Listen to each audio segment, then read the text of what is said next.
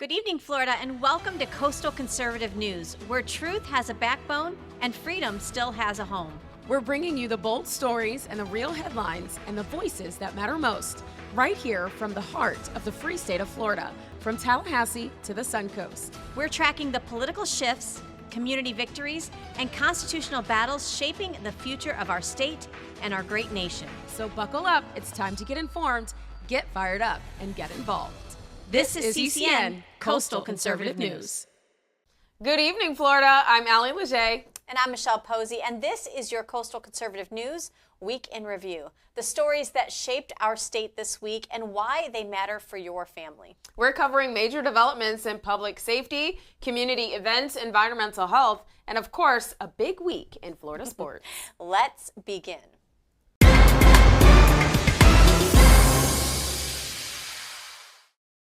Over the Thanksgiving holiday weekend, Hillsborough deputies conducted an intensive enforcement sweep, making over 100 arrests for DUIs, outstanding warrants, and reckless driving. Wow, Thanksgiving weekend is one of the most dangerous travel periods of the year, so enforcement was necessary. Absolutely. Florida families want safety on our roads, and this is a reminder that safety is a partnership. Law enforcement can't do it all by themselves, and Florida families must make the biggest impact when they make responsible, sober decisions behind the wheel. So do not drink and drive or drive under the influence. Absolutely. That goes for Christmas and New Year's coming up as well. Across the state, cities including Tampa, Orlando, Fort Myers, and Jacksonville have launched holiday safety zones, enhanced patrols, community officers, pedestrian protections, and mobile command posts around holiday markets and parades. This initiative is underreported but impactful. It's designated to prevent pedestrian accidents, vehicle break-ins, congestion-related issues, lost children in large crowds. Wow. It also helps officers connect with families on foot and not just from patrol cars. And for parents bringing kids to see tree lightings or outdoor markets, that presence makes a difference. It's proactive. Practical safety. And it helps our families feel more safe. It does. The presence of law enforcement. Absolutely. All right, you guys, Winter Village at Citrus Hickson Park is back, complete with ice skating, local shops, and festive riverfront lights. Yes, I did say ice skating in Florida. This event has become a case study in how vibrant public spaces reshape a city.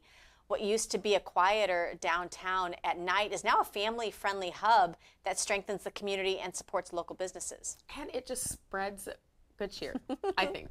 Unless you can't ice skate. No, the holiday spirit. The hot then you chocolate, watch. Even though it's 90 degrees outside, grab you a cup of peppermint tea hot chocolate. It's great. It's great. So in the world of screens, it's refreshing also to see families out together making memories and not just content. So it's I cool like that. to see those little As kids. content creators, we're like, okay, fine. And all the kids laughing and all the joy. It's a lot of fun. And just to our fun. parents, because we know as being parents, it's difficult during the holidays. You're Yeah. trying to figure out what you're making for dinner and where you're going shopping. This is just take some time to just enjoy the moment. Absolutely. Health officials in Hillsborough and Lee counties issued blue-green algae alerts this week after water samples detected harmful toxins. Yeah, these blooms can irritate skin, cause illness in pets, and signal deeper problems like nutrient pollution, stormwater runoffs, and overdevelopment.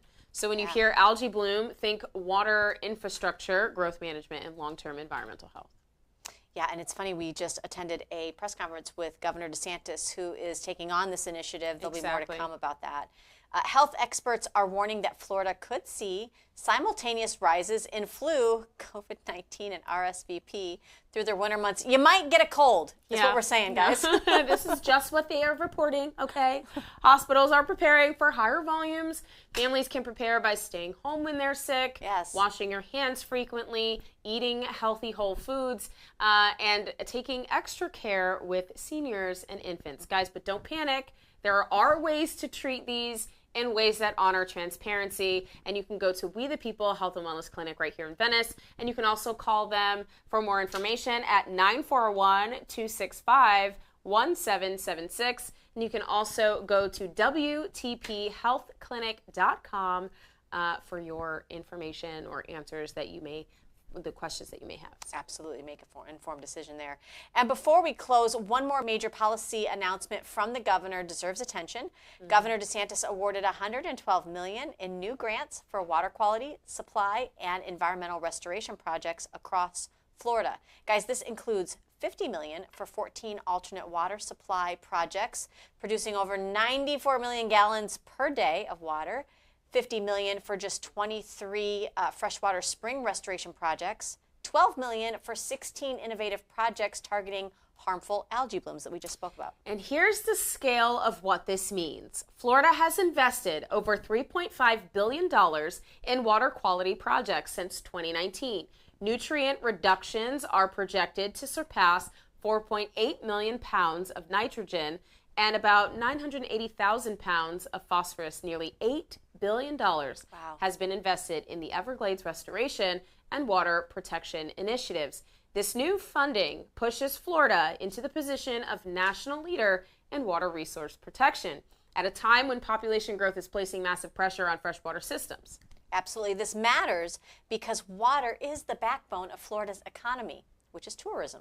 Agriculture, real estate, fishing, all rely on a clean, reliable water supply. DeSantis' water strategy blends the infrastructure upgrades, springs restoration, alternative water supply creation, algae bloom prevention, Everglades restoration, which was interesting to listen to him describe how God actually created Florida this way for everything to drain through the Everglades and be filtered. Right. A lot of things have caused that to change, so he's trying to restore that. For Florida families, this means cleaner springs, safer beaches, more resilient water systems, and stronger environmental protections. And it also highlights a quiet truth. Florida is investing more in water protection than many states combined. And these decisions will shape our coastline, our drinking water, and our economy for generations. Guys, don't tell me that Republicans don't care about the environment. We have it clear as day right here. I love that, Allie. Not just our legislature, but our governor as well. Absolutely. And also, Florida's annual black bear hunt begins this week. Reopening debate between wildlife managers and conservation activists. Now, supporters say it's necessary for population balance and public safety. Opponents say development, not bears, is the real issue here. As a Chicago Bears fan, I'm highly offended. Oh. Just saying. Oh, but they're cuddly, but very dangerous. This is a classic Florida question. How do we grow without erasing what makes Florida special? It's a good question. Now, red tide remains present along parts of the Panhandle, with some bays showing persistent blooms due to the tidal flushing. That means fish kills, respiratory irritation, and beach warnings can appear with very little notice. Clean water isn't a one-time fix, as we were just discussing. It's a constant investment. We're grateful to DeSantis for his leadership in that. Absolutely. Now, guys, on to sports. The Gators dominate FSU 40-21. Pride, momentum, and a much-needed win. The Gators took down Florida State in a decisive rivalry victory, bringing energy to a rebuilding season. Absolutely, and this win matters for recruiting morale and the future of the program. And on to basketball. Florida basketball impresses with 90-78 victory over Providence. The Gators are ranked number 10. And they looked every bit the part, with Xavier Lee scoring 20 points, including 17 in the second half. Now, Florida basketball is officially back on the national radar. It's absolutely amazing. Miami beats Ole Miss. Gosh, don't sleep on the Hurricanes. Miami notched a strong 75-66 road win, the kind of game that boosts tournament seeding come March. Absolutely, and this exactly the kind of November win that carries weight in March, helping with seeding and strengthening Miami's national profile. Guys, I think Florida's leading the way in some sports. We are, here. absolutely. Guys, going on to high school sports, the games that actually shape the future of Florida football, right? Yeah. You have Lake Mary 40 over DeLand 31.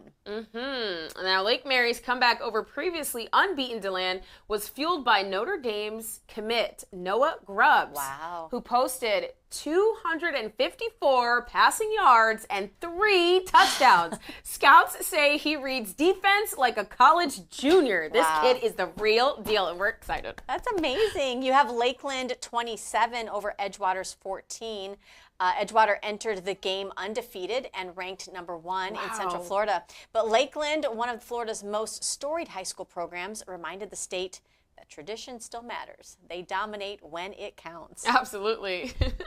Now, Bishop Moore 31 over UGalley 28. Wow. Gosh, this is a season defined by grit. Now, running back Amari Johnson carried Bishop Moore with 209 yards and 3 touchdowns, breaking a 2,000-yard mark for the season. Yeah. This wasn't just a win. It was a defining performance that will put him on the radar of Power 5 recruiters. That's exactly true. Buckholtz 27 to Mandarins 20. This was a clutch game. Florida commit Justin Williams scored twice in the fourth quarter to send Buckholtz to its 5th straight region championship. The Gainesville program is quietly becoming one of the most reliable contenders in the state, Allie. Now, Cocoa 17 to Bradford 10, a dynasty marches on, and Cocoa reaches its 19th consecutive state semifinal. Yay. Let that sink in, you guys. 19 straight years. Wow. This program defines consistency, culture, and expectation, and I'm pretty sure it highlights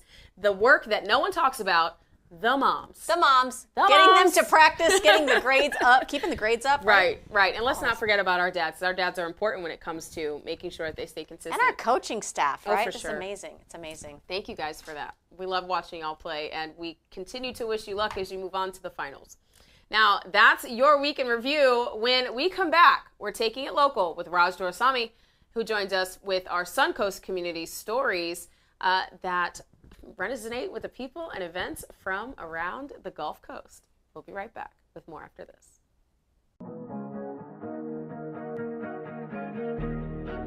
Hi. Hello, how are you?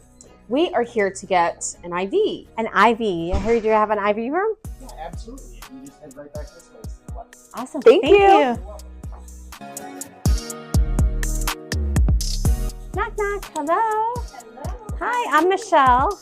I'm Sarah. Sarah, this Hi, is Allie. Nice to see you. How can I help you? We're stressed. We're moms. We've got multitasking going on. I feel like I fall victim to like a brain fog a little bit. I don't know if that's my age or whatnot. You need a little bit of clarity, a little bit of energy. Yep. Right? Is there of an IV that you would recommend for that? Of course. Come in, have a seat. Thank you. We call this the brainstorm. The brainstorm. The brainstorm. Come visit We the People Health and Wellness Center, where medical freedom exists. Welcome back. Now it's time for our Suncoast community segment with Raj Doraisamy.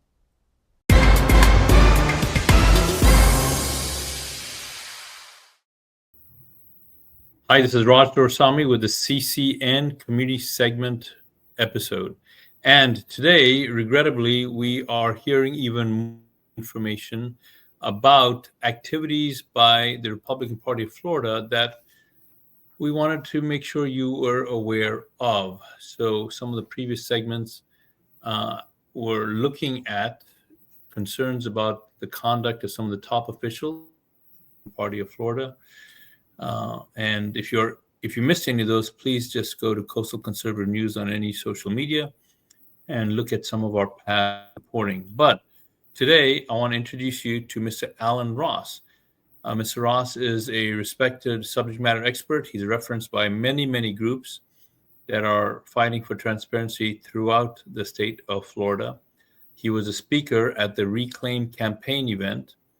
And he joins us today with some information that I think you will find very interesting. So, Alan, thank you very much for being with me. How are you? I'm doing great, Raj. How are you doing? What a beautiful day in Florida today. What a beautiful day in Florida today. Yes, well said. And it's beautiful because there's a lot of sunshine. And what we're trying to do today is shed some sunshine on what is going on in Brevard County. So, Alan, if you could just get right into it and tell us what is happening there. Okay, so a little bit about me. I chair a countywide group, leadership group that represents about 600 conservatives in Brevard County. And we work basically ferociously the best we can in terms of finding good grassroots candidates, supporting them, and uncovering corruption and doing anything we possibly can to restore power back to we the people. I'm also a member of the Brevard Republican Executive Committee, and I've chaired various committees, including one that was commissioned to look into fraudulent mailers that were sent out in 2024 before the Republican primary. And so I've been busy, and that work led myself and my team to do even more work, and we uncovered a whole host of horrors in the political committee arena, and have made suggestions on what we can do if we all pull together to change some laws and accomplish some things. And ironically, this isn't just a Republican issue. This is a Democratic issue. I spoke last week at a League of Women Voters event, and I had two other panel participants, both were Democrats, and we all agreed that in this arena, we had shared values, that we have to eliminate dark money. We have to find a way to get to transparency. So I've been working around the state, doing speaking engagements on how we can do that and outlining the problem. So to bring it to what is happening at the moment, something happened at the Brevard Republican Executive Committee just recently. What took place? Okay, so we had a special meeting called, and the special meeting was called basically for one purpose only, and that was to determine what the proper membership roster was for our executive committee. And that's important because our chair, Rick Lacey, who is 100% MAGA, doing all sorts of MAGA things and putting us to work on looking at issues that affect the people, has been badly attacked. And in fact, a little over a month ago, he was removed as the chair of our REC by the Republican Party of Florida. Another chair, Dave Kalin in Charlotte County, was also removed on that same day. So our REC is in a position where we need a new chairman. So the fight was that the people who removed Rick, which I would characterize as the Republican Party of Florida and their henchmen, what they were trying to do was restore our membership roles to a place that they were back in December of 2024 when we had our REC elections. And what they did at that time was we have, as in most counties in Florida, we have lots of open precinct committee men and women seats. So what they did was they wanted change. They wanted to take control of our REC because we were doing a lot of we the people things. So what they did is they had like 80 to 100 people fill out paperwork at the the supervisor of elections website. And lo and behold, we had about 80 to 100 people come into our rec virtually with the sole purpose of voting for a new leadership slate in our REC. The good news in all that was our chair, Rick Lacey, still won handily, and we moved forward. We moved forward with our agenda, and with his recent ouster, the reason that they were trying to that we were in this fight was that they wanted to restore all those people who had joined for essentially, and I'm saying this as succinctly as I can, most of those people just joined the REC, fill out the paperwork to go for one meeting and for one vote to basically change the leadership. And what happened was they didn't show up in other meetings. They didn't show up to do any REC work. So under the rules of our REC and the RPOF, they were taken off the list. We actually had problems with quorums because that's how bad it was. And it was it was easily seen by most of us exactly what they tried to do. So we went to a meeting to basically just support the current membership role because all of those people who basically came in for one vote were removed. And the REC voted, the members of the REC voted overwhelmingly to support the current membership roster. Quick meeting, in and out. Everybody got in their cars and started to go home. Well, the interesting thing about it was, as people were driving, our phones and our emails were being blown up with texts announcing that there had been a new chair elected at that meeting. So what the RPOF did, and I would say with their personal henchman, Randy Fine, is they concocted a scheme to try to take over the leadership in the REC and disenfranchise all of the hardworking people who have been working hard to elect Republican candidates. And they have worked hard. We, in every race in 2024, Republicans won, every single one, and by record margins. So we did our job. Our chair, Rick Lacey, did a job. And his crime, in my opinion, and I think a lot of people agree with me on this, was we investigated political committees and the corruption with dark money because of those mailers that I mentioned that disenfranchised lots and lots of good grassroots candidates. So they went hunting and they picked him off.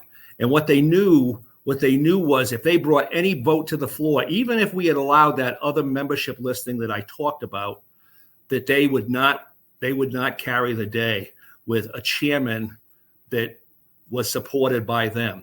So what they did is they went in a back room right during the meeting, and 7 of them, ironically, most of them were on that fraudulent mailer, and they conducted their own meeting. They made all sorts of cockamamie excuses that we hadn't followed Robert's rules and, that they could do this.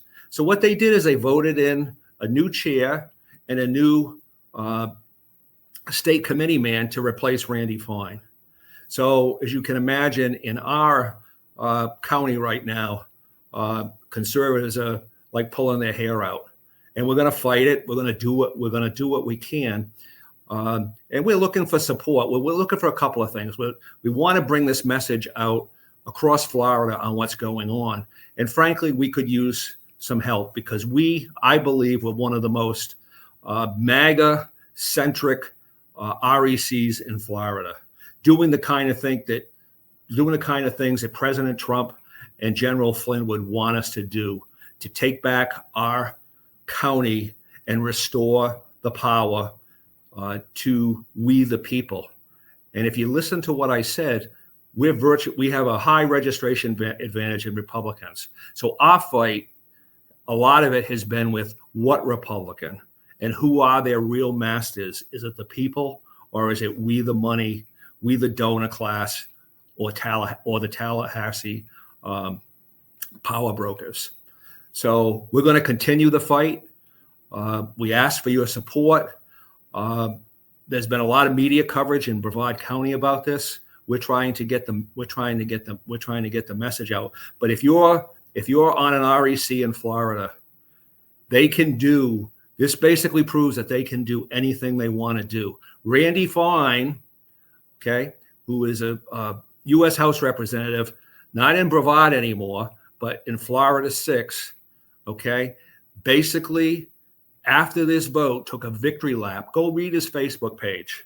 And he basically outlines exactly what happens in his own words. He basically said that Evan Power, lobbyist and RPO chairman, Evan Power, basically told him that he had to run for state committee man, right? Not only is he a U.S. representative in Florida 6, but he's messing around in Brevard County still, with the sole purpose of, one, getting rid of Rick Lacey, which they accomplished, and now to try to set up a new leadership team in our REC.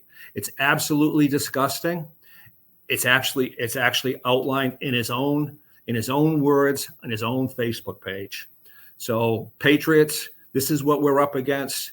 Get in the fight, keep fighting, keep slugging, and hopefully in a few months, maybe a year, we're going to win this. And I think if we can hold people accountable in Washington, I think our job's going to be easier. Just kind of marching down at the state level and doing the same thing. So thank you for sharing all of that with us, Alan. So a couple of highlights. So Randy Fine, who we just saw earlier, says that he was operating specifically not for the will of the people in Brevard County, but he says that he was operating based on the agenda of the chair of the Republican Party of Florida. That's right. That's his Facebook post. Yeah, that's his Facebook post. And as a state committee man for Brevard County, I had thought that his role would be to represent the people in Brevard County. Isn't that right, Alan? Well, that was big. That was also another big stink in our REC, because when the seat opened up in Florida 6 and Trump supported him, he spent all his time, probably rightfully so, trying to represent the constituency of Florida 6. He still lives in Brevard, which is a head scratcher to me. Why people in Florida 6 would want somebody that not familiar with their area, comes from another place, but that's a whole other story. So what was happening in our REC was he was working in his job. I'm not going to comment whether he's doing a good job or a bad job, but what he was doing was neglecting his duties as the state committee man in Brevard. So what we did, what our REC did, is we made a motion to basically petition the RPOF to remove him because he wasn't fulfilling his duties. And the thought process was, we need active people in our county representing the Republican Party in this county, in Tallahassee, and doing those kind of things. And he wasn't doing his job. So that was the reason, no other reason than he wasn't doing his job. And the RPOF got pretty ticked off that, we had even suggested it. And it was shortly after that they booted Rick Lacey. So, they do protect their own. And the sad part about this, if you follow these articles, I feel bad for Rick Lacey because he's 100% MAGA, and they paint him like the most horrible person, totally tied to Democratic agendas. It's just disgusting. So beware, this can happen to your REC. Pay attention, fight. Make sure you take over your RECs. And the thing that we worry about, and I've had text message interchanges with Dan Schultz, who is the founder of the Precinct Strategy. We did all the right things in Brevard. We have a MAGA REC, and yet leadership in the RPOF in Tallahassee can still decapitate us. So beware. It's a very, very difficult situation here in Florida, trying to do the right thing. So there we have it, my friends. Another up from the state of Florida. Alan, thank you for sharing that with us. I appreciate that. Friends, if you aren't aware of these going-ons, please make sure you go to Coastal Conservative News. Look at our previous articles so you can acquaint yourself with that. Alan just mentioned this. This is not something limited to what happened in Brevard County. Here's a news article, an older one, on what happened in Manatee County as well. So troubling trend. Alan, thank you for your time today. I appreciate it. My pleasure. If people want to get in touch with you, how would they do that? They can email me at Alan, ALANW155 at AOL.com.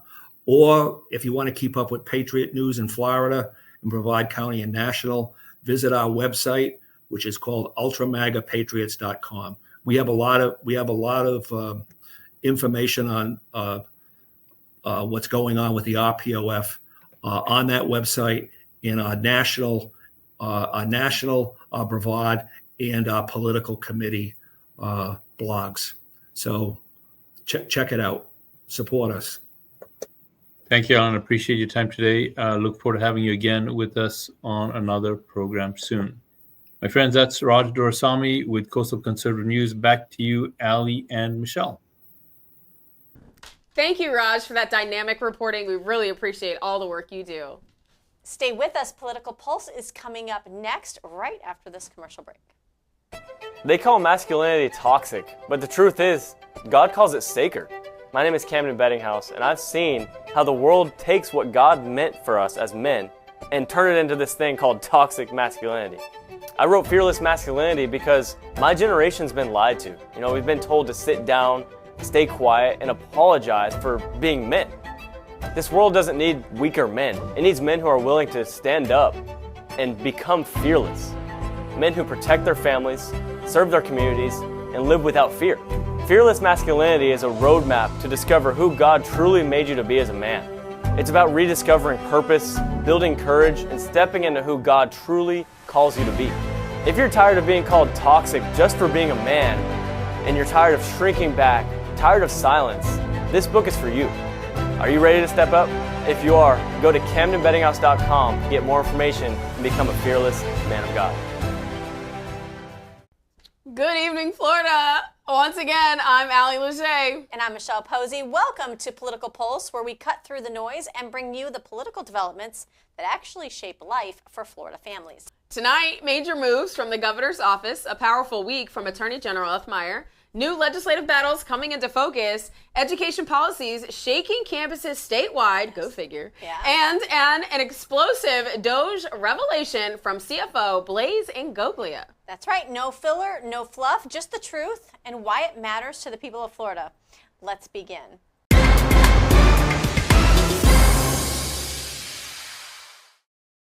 Okay, we begin tonight with a major policy move out of Tallahassee.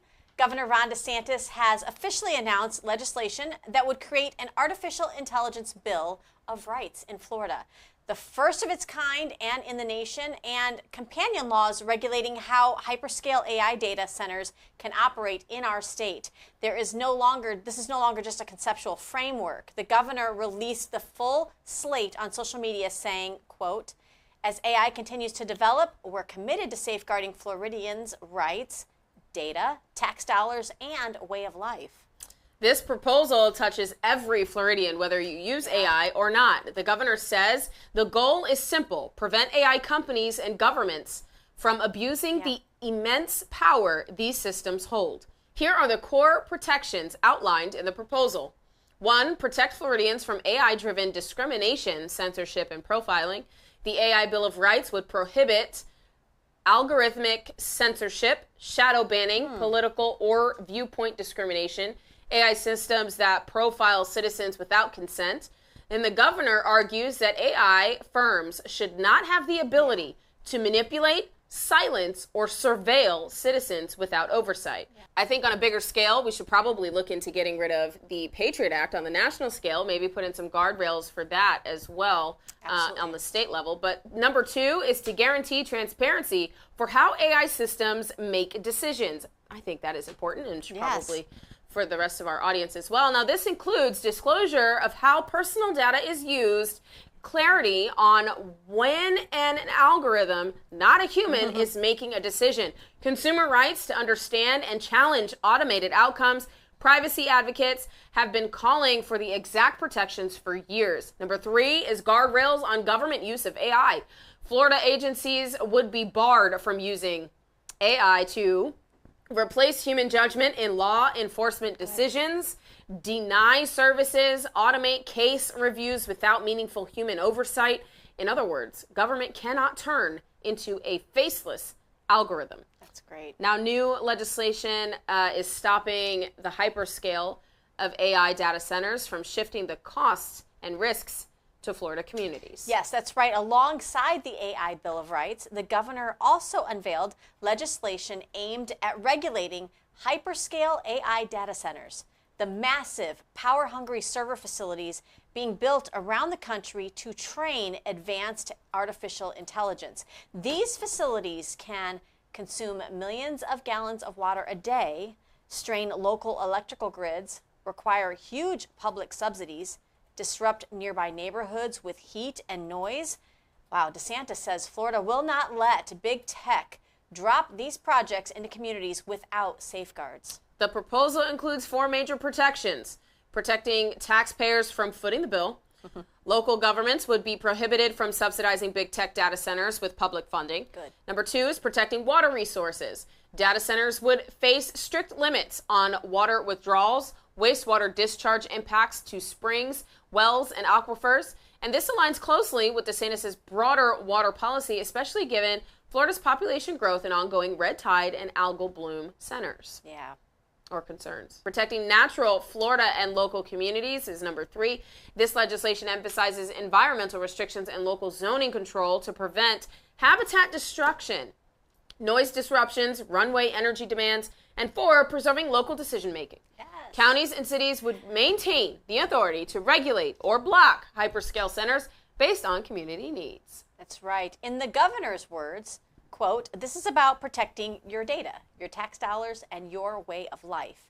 This is a rare bipartisan concern nationally, whether big tech should be allowed to build infrastructure that drains local resources without giving residents a voice. And this is why this story matters to Floridians. Now, because AI isn't just a tech issue anymore, it's becoming a governance, privacy, economic, and environmental issue. Yeah, these proposals shape how your personal data can be used, whether algorithms can influence your speech or access to services, how much you pay on your tax bill, the strain on local water and energy supplies, whether AI companies can override local governments. Now, Florida is signaling that it will not let Silicon Valley dictate the rules of AI. Yeah. And it will not sacrifice its communities or natural resources in the process. Yeah. Okay, guys, we begin tonight with a story that hasn't gotten nearly the statewide coverage it deserves, but it represents one of the most aggressive immigration enforcement infrastructures in the nation. Governor Ron DeSantis and ICE officials released updated numbers this week for Operation Criminal Return, the multi-agency effort that now involves every sheriff in all 67 Florida counties. The operation focuses on identifying, arresting, and deporting non-citizens with serious criminal convictions, including sex, child abuse, aggravated battery, violent felonies, and drug trafficking. ICE officials confirmed this week that more than 230 offenders have already been removed under Florida's cooperative detainer system. Yeah, here's the key. Unlike other states where local governments limit cooperation with ICE, Florida is doing the opposite. It has built a statewide deportation pipeline with county jails holding individuals until ICE arrives. Now, FDLE amplified the data on social media, calling it, quote, "a national model for public safety," end quote. Supporters say this protects communities from repeat offenders and fills the void left by a chaotic federal immigration system. Governor DeSantis has said repeatedly, Florida will not be a sanctuary for criminal aliens. We will do what Washington refused to do in the Biden era. So that's right. Yeah. But critics, including civil liberties groups, warn that the detainer systems have historically swept in people with unresolved charges, mistaken identity cases, or minor nonviolent offenses. And I think they are, questioning the ability of our intelligence. Well, I don't know how you would have mistaken identity. Just have them use the same identity they used to vote, right? We're checking that, aren't we? And this is where the story becomes political, guys, because when a state builds a 67-county enforcement machine, the question becomes, who gets caught in the net and who gets missed? I mean, honestly, nothing is perfect. And if we would have had a secure border under the last 4 years of Biden-Harris, we wouldn't even need to be using your tax dollar resources to fight this battle. I agree. This story matters because it directly affects public safety, local budgets, sheriff's offices, and our local communities. It also positions Florida as the most aggressive state in America on immigration enforcement. something that will shape legislative fights heading into 2026. Absolutely. Now, the second major move from the governor, an unexpected signal that Florida may have to redraw its congressional map again. In comments highlighted by Orlando Weekly and political analysts, Governor DeSantis said the U.S. Supreme Court's upcoming ruling in a Louisiana redistricting case may force Florida's hand. That case centers on minority representation and whether states are required to create additional black majority districts when statistically possible. DeSantis is preparing Floridians for the likelihood that the court's ruling will apply directly to Florida's North Florida map, which eliminated a historic minority access district in Jacksonville and Tallahassee. Yeah, his message was direct, quote, depending on the outcome, we will have to revisit our maps, end quote. Translation, a special legislative session on congressional redistricting is now on the table. And why does this matter, right? It matters because redrawing the map could change the representation of millions of Floridians for the next decade. It could flip seats, it could consolidate power, and it will absolutely reignite lawsuits that have been simmering since 2022. Yeah, and here's the bigger story. This isn't about Florida alone.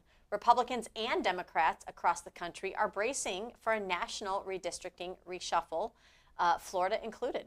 Now, every Floridian should care because redistricting determines who fights for your hurricane aid, your veterans services, your health freedom, and your infrastructure funding, and your voice in Washington. Absolutely. Now, Attorney General James Uthmeier opened a major investigation this week with national implications, and it has to do with something inside almost every Florida home, your Wi-Fi router. I bet you didn't see that one coming. I didn't.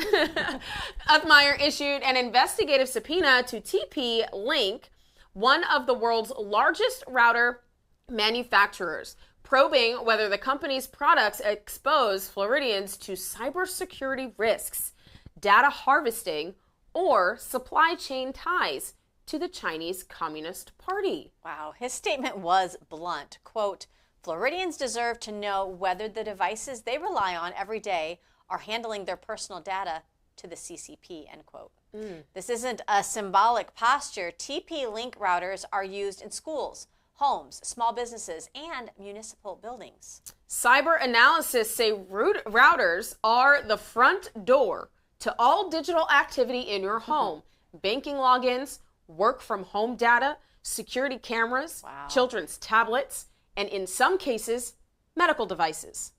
If a foreign government can access or influence router firmware, the implications are enormous. And this is why McDill is so important. Absolutely, Allie. I'm glad you brought that up. It needs to be secure, right?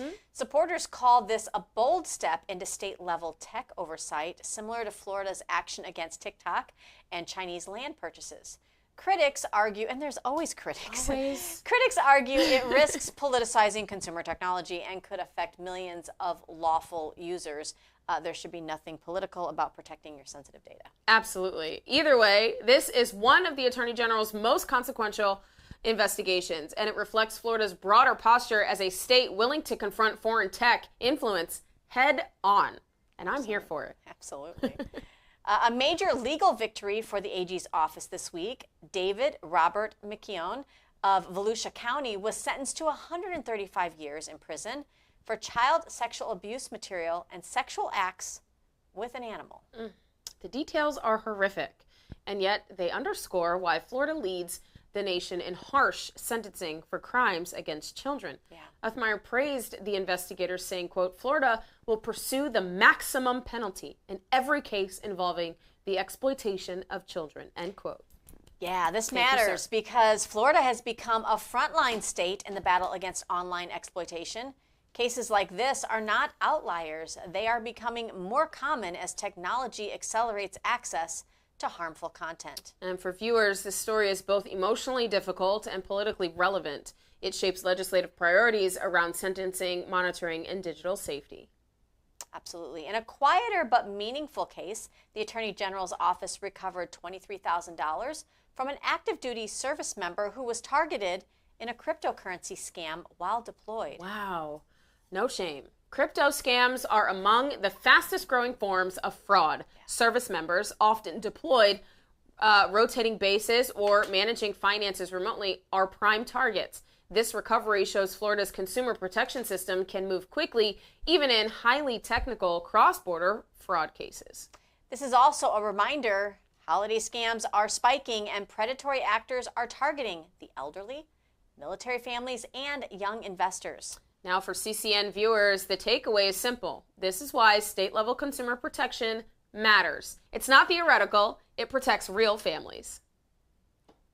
And one of the most significant legislative developments of the week is Senate President Ben Albritton's Rural Renaissance Bill, now moving quickly through committees as lawmakers prepare for 2026. SB 250 proposes a multi-pronged investment, $25 million, to help doctors and nurses and nurse practitioners open practices in underdeserved rural areas.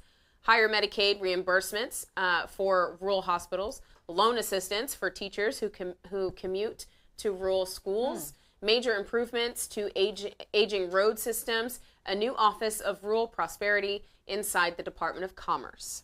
Yeah, this is the kind of proposal that reshapes entire regions. Many rural counties are losing doctors, losing teachers, and watching hospitals close, leaving residents with sometimes 45-minute drives for care. For viewers outside rural communities, this matters too. Rural Florida is where much of the state's agriculture, logistics, and natural resources are headquartered. And when these communities decline, Florida's entire economy feels it. So true. A quiet but important ruling from the Florida Supreme Court this week. Certain jurisdictional defects in lawsuits are now considered waivable. Translation. A party can't wait months or years into a court case and then suddenly claim the court lacked jurisdiction as a tactic to derail litigation. That happens? Nobody would do that. Goodness. This decision stabilizes Florida's civil justice system. It stops gotcha strategies and forces cases to be argued on the merits, not on loopholes. This matters especially for small businesses, homeowners in insurance disputes, and consumers who have been navigating a very complicated legal environment. So we'll definitely keep you posted on what all that looks like. Right. Now, in higher education, a new front opened this week. Faculty unions are suing the state over a rule requiring professors to publish detailed syllabi readings and course materials online. What? Transparency? Oh, and they're suing? What are we going to do about this? Now, supporters include the Board of Governors, including the Board of Governors, say the rule brings transparency to higher ed, helping families understand what their tuition is funding and preventing ideological bait and switch. Oh, but the opponents, those opponents who stand 10 toes down on wrong, say the rule will chill academic freedom and open professors to harassment or political targeting, not if you're just teaching.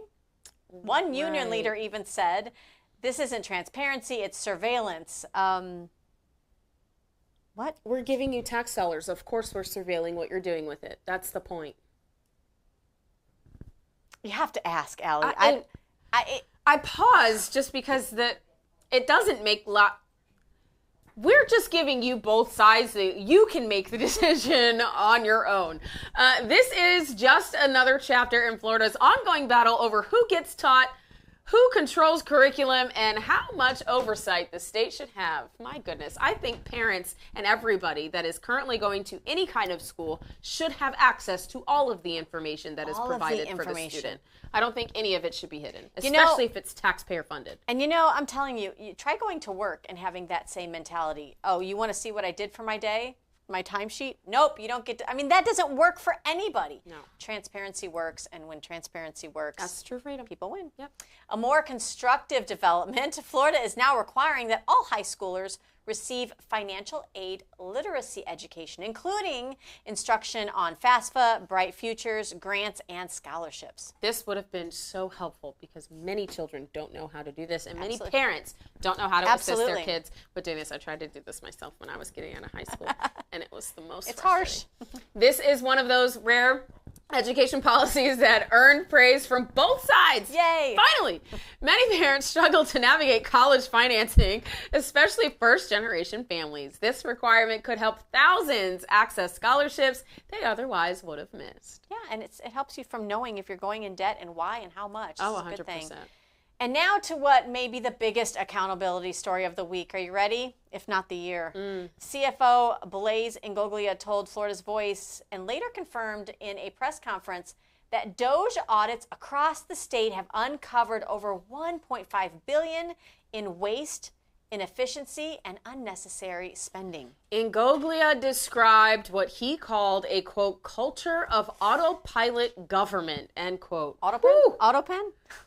Where agencies and counties were paying for programs that no longer exist, Wow. renewing contracts no one had reviewed in years, double billing for overlapping services, maintaining bloated administrative structures. He said, quote, Floridians deserve a government that respects every dollar. What we are finding is staggering and frankly, unacceptable, end quote. Some counties have cooperated fully. Others, Ingoglia hinted, are resisting, delaying document production, or questioning DOGE's authority. He warned, quote, if an agency pushes back, that tells me we need to look even a little harder, end quote. And in a major escalation, Ingoglia announced that DOGE will begin issuing public scorecards listing which agencies and counties are wasting the most money. I think that is a fantastic idea. I'm going to say you got it from Moms for America with their congressional report cards. Absolutely. Supporters say this is a long overdue overhaul and could unlock funds for infrastructure, law enforcement, or tax relief. Critics, because there's always those critics, say the move centralizes political power in Tallahassee and risks publicly shaming counties for partisan reasons. But here's the thing. If you like your local control, get your local DOGE board. I mean, a lot of places, we should have this county-wide, and then it takes it to the county. But when your county governments and your city governments aren't doing it, I guess. Right, and I think having these scorecards is going to be a game-changing for people moving from county to county or getting more involved in their local government and electing those that will actually keep our finances and balance the budget like government is essentially responsible for. Now, what's undeniable is this. A $1.5 billion waste figure forces a statewide reckoning.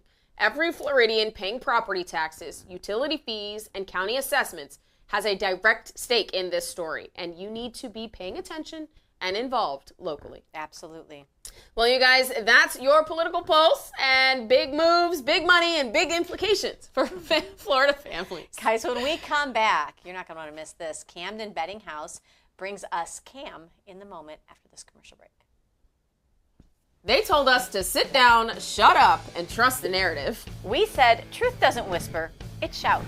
At Open Mic with Allie and Michelle, we're bringing you real news, bold voices, and grassroots firepower every single week. That's right, unfiltered, unafraid, and unapologetically American. Because this mic is always open. Ladies and gentlemen, welcome back to Cam in the Moment here on Coastal Conservative News. I'm Camden, and here are your week's biggest moments coming up.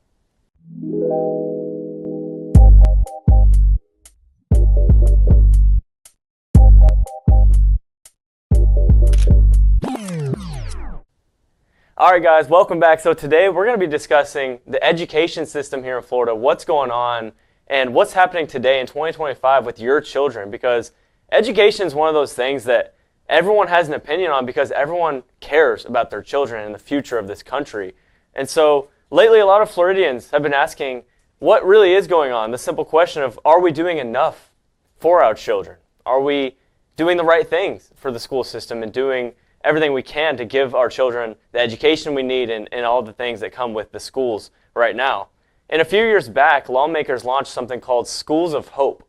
And it sounded great. It was basically to bring in the best of the best charter school operators to replace or support the failing public schools. And it spent more than $300 million. But here's the problem. Some people say that the results aren't matching the promises. And so we want to just get both sides of the story and see what some people think today. But the biggest thing I have that I wanted to bring up today is that in 2025, they added something where the state recently expanded the rules to let charter operators take over unused or underutilized public school buildings through co-location. So that's what we're going to be talking about today.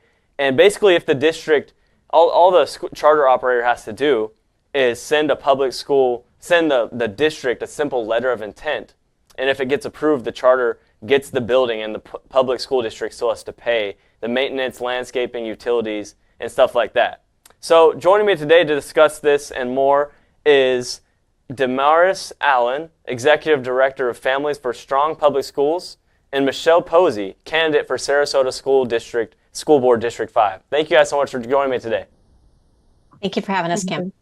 Of course. So Damaris, let me start with you. I want to just ask you, in your organization, in the simplest terms, why do you guys believe that Schools of Hope hasn't delivered on its promises, and why are you not in support of this bill or in this program? Yeah, I think those are two different questions. And I think it's really important to recognize that Schools of Hope in their original promise is very different from the legislation that passed and then the rule that has been implemented by the State Board of Education.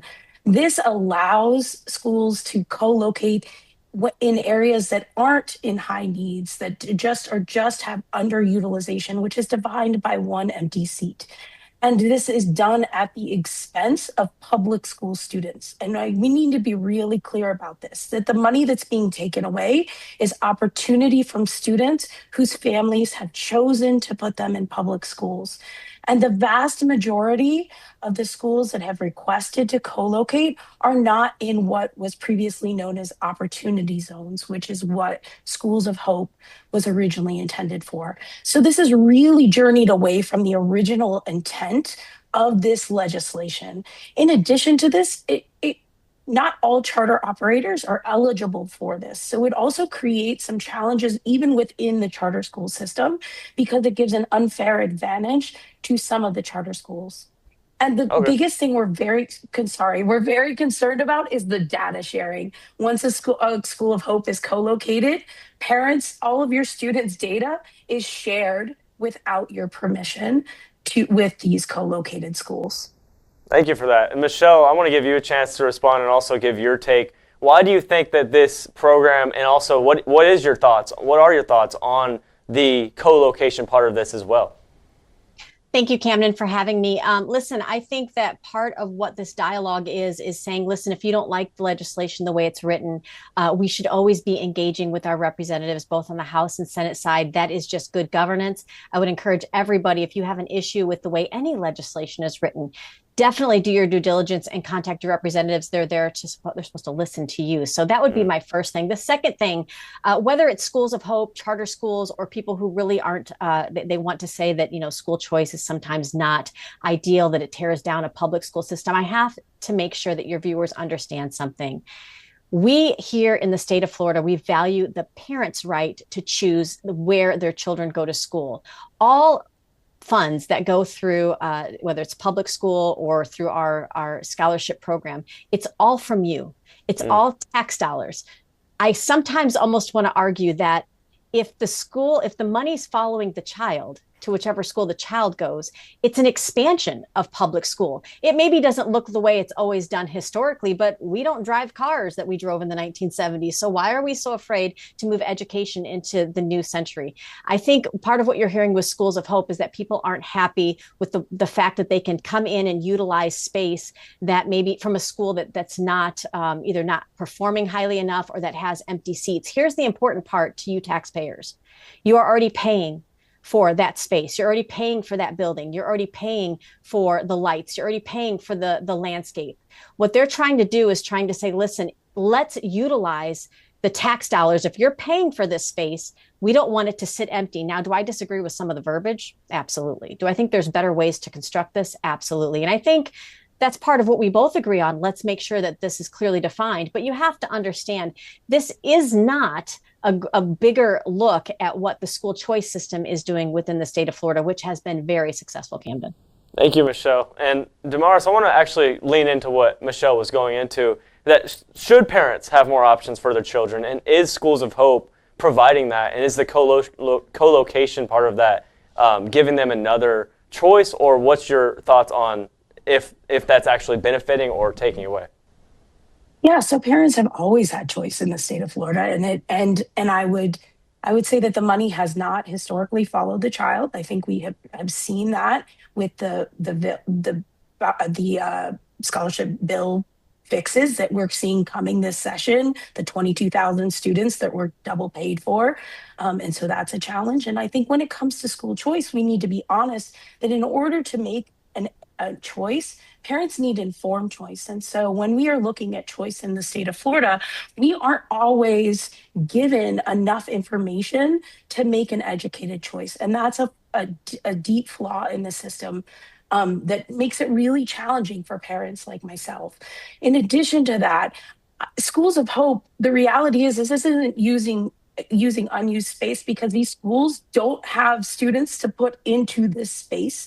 If you look even on the Academica website, which is one of the Schools of Hope, one that is eligible is the Schools of Hope, they say that even though we have requested hundreds of space, we only plan to use a handful of these schools.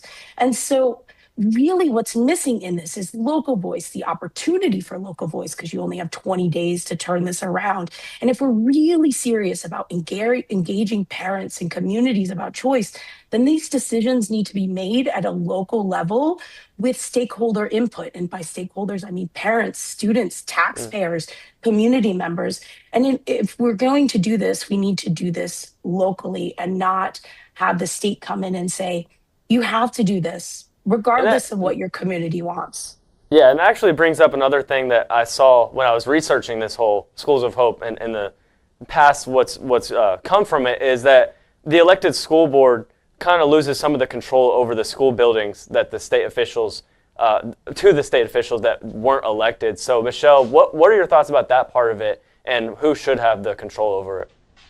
Well, this is interesting because we always like local control of everything, but what we're going to see and continue to see as the federal Department of Education basically shrinks and gets a huge budget cut, what we're going to see is that these decisions come back to the state. Now, we can say we don't want the state to have anything to do with our districted schools, but where does the money come from? It goes to the state. So we have to have a cooperation with our state. Again, I think this is where it's important for constituents to have a loud and proud voice with their representatives. They should be taking that up in Tallahassee. But Camden, as we sit here and talk about things like Schools of Hope and school choice, the one thing we're not talking about is the decline in enrollment. And it is the big elephant in the room. We have to ask the question, and nobody, all these NGOs that want to pretend that they want to protect public schools, nobody is actually having the conversation to ask, where did the children go? Where did the families go? When school choice was ignited here in the state of Florida, and we're still going through growing pains, just like any other state in the nation is, figuring that out. But as school choice has grown,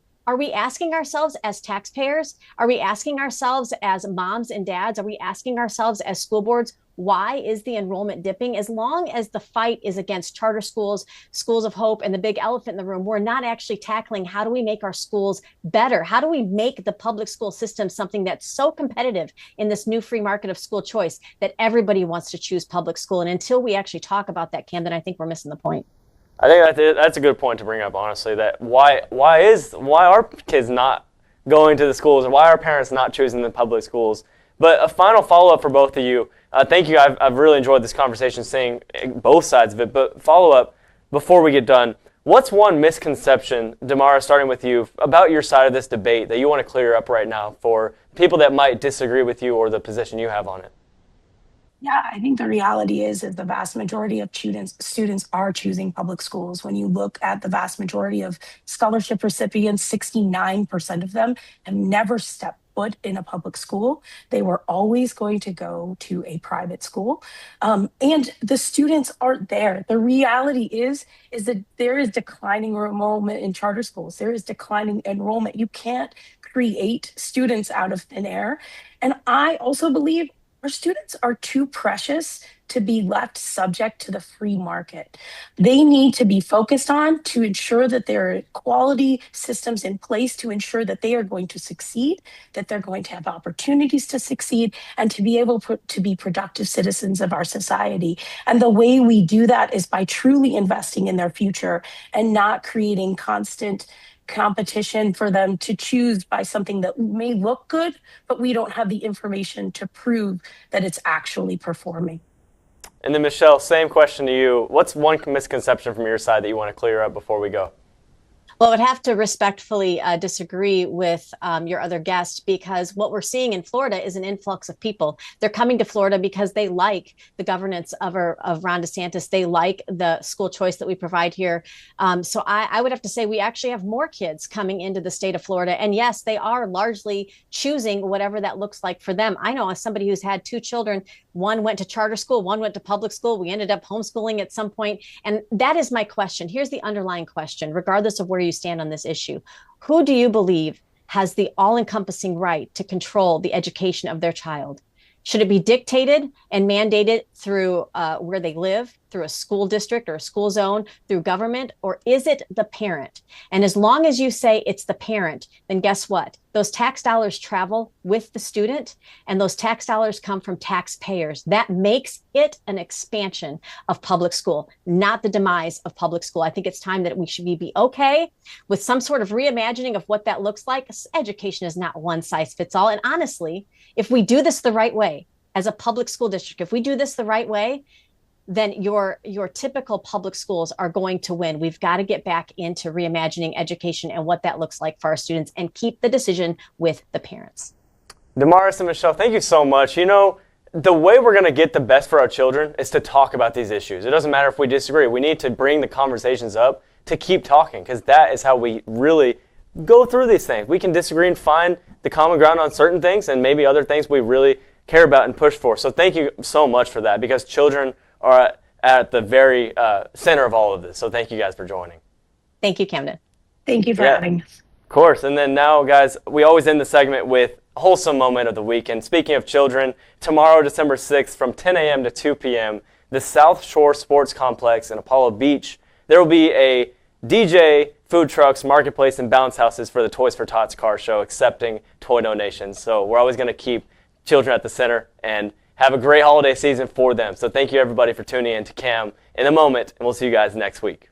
Thanks, Camden, for that coverage on what's really happening in our school system, and it was a pleasure to join him on that. There's always two sides to every story.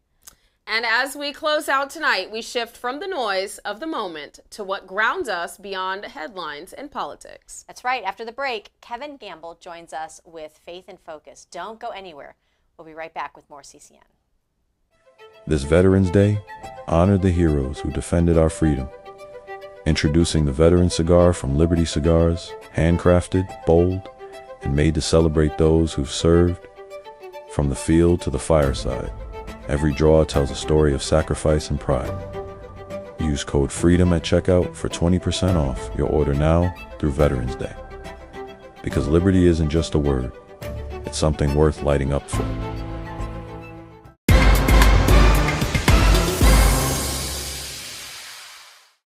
Welcome back to Faith in Focus, where we shine God's unchanging light on the issues of our time.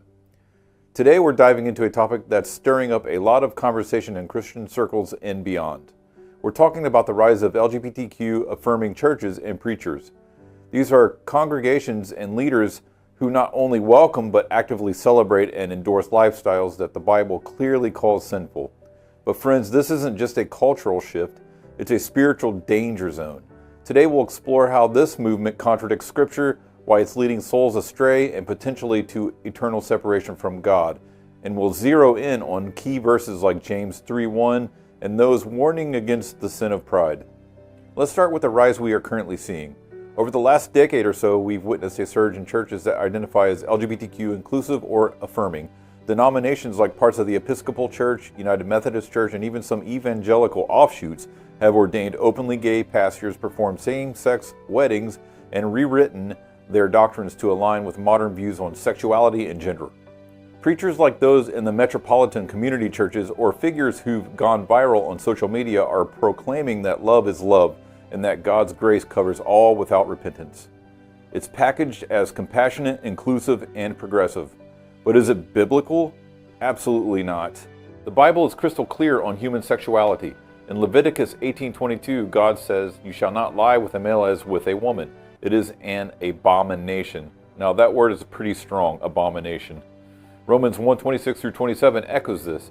For this reason God gave them up to dishonorable passions. Their women exchanged natural relations for those that are contrary to nature.